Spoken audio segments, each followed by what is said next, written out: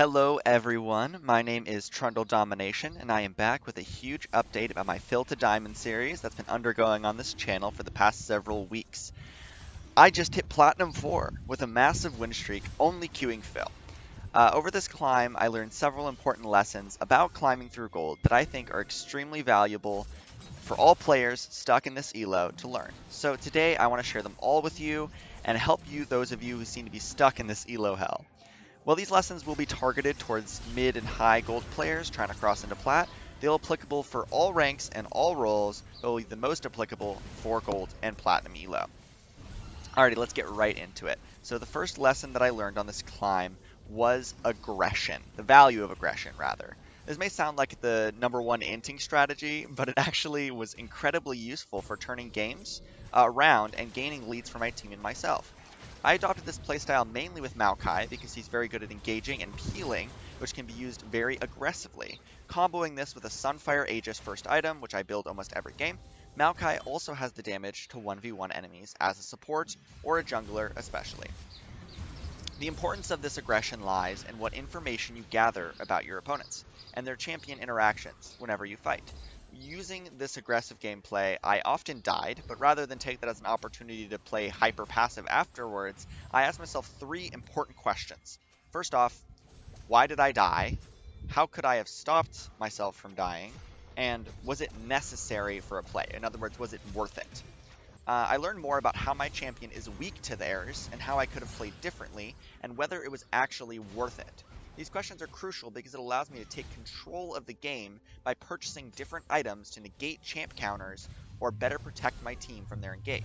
For example, if I end up dying in a fight and I look at my death recap and I see that like 60% of the damage I took was magic, and then I look and I realize that their Syndra had like 3 kills and I didn't notice that before. So playing aggressive and figuring that out, I could have done it by, you could argue I could have looked to see what her KDA was first, but I didn't know that she would be the main damage source against me. And if that continues, I really need to itemize against that by buying magic resist. Another example might be if they have like a super fed Fizz, or like an assassin that can hop on my carry, I might want to buy a Knight's Vow, because if my Xayah is the win condition, I just need to keep her alive to help keep the game going and keep my team at an advantage. So playing aggressive really allows you to find out what you need to do to actually take control of the game. Having control also places the game more in your hands than the hands of your teammates, because like I said, if I'm able to survive longer in fights because I build that magic resistance against Syndra, I'm way more capable of being able to interact with the game and have a better influence on it. Now, most of the time in gold, if you engage or spam ping, your teammates will listen. And I found this out as I've played through this whole elo bracket, all the way from gold 4 to platinum 4, and it makes you the shot caller for your team, essentially. And that's such a valuable position to be, and that's why I highlight learning macros so much on this channel, because it really just allows you to better carry games, better control your teammates' actions, which can be so random and inconsistent, which is the most important factor in solo queue, is just being able to guide your teammates to victory. The second lesson that I learned from this climb kind of ties into my first point, but it focuses more on getting my own team ahead. So every game I played, the first question I asked myself once we loaded in was, how do we win this game? In most cases, my immediate answer was get my bot laner ahead or get my jungler ahead.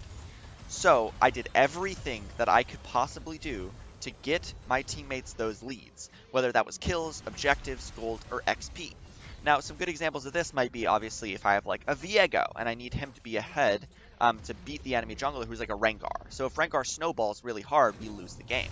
So I want to get my Viego snowballing first so he's able to control the jungle better. So I might go and roam and early whenever I can and just follow my Viego, kind of path with them a little bit to make sure that he doesn't die and get behind. Another good example might be with XP, where I see a lot of supports that'll just kind of AFK in bot lane, when it would be much more beneficial for you and your bot laner to just go and sit in the river, even if you're literally not doing anything, just go sit in the river and give your ally some solo XP so that they can better be able to protect themselves or get their ultimates faster or get those level ups faster. and it's super valuable, especially on supports like Maokai. You probably don't want to do it on carry supports, because they really need that XP too. But like Maokai and Blitzcrank and Leona, they get their best engage at like level 3.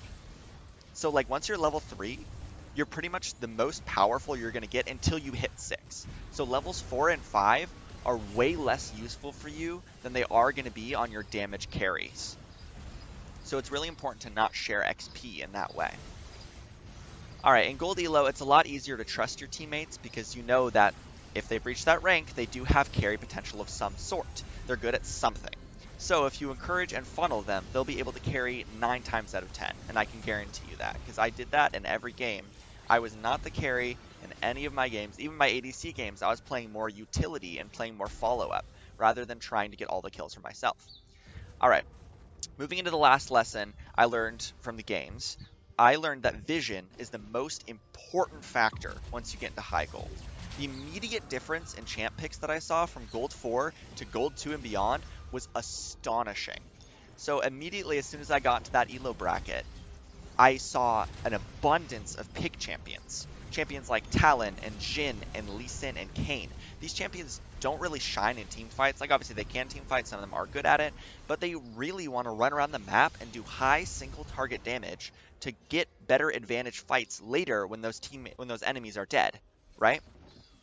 Like, Kayn just wants to run through walls and assassinate people. Lee Sin wants to get those pick plays and ult people back into his team. Talon obviously wants to run around like Kayn does. And Jhin just does really high execute damage. So, like, he doesn't really want to be in a team fight. He wants to kind of sit back and ult people for getting some picks before the real fight starts.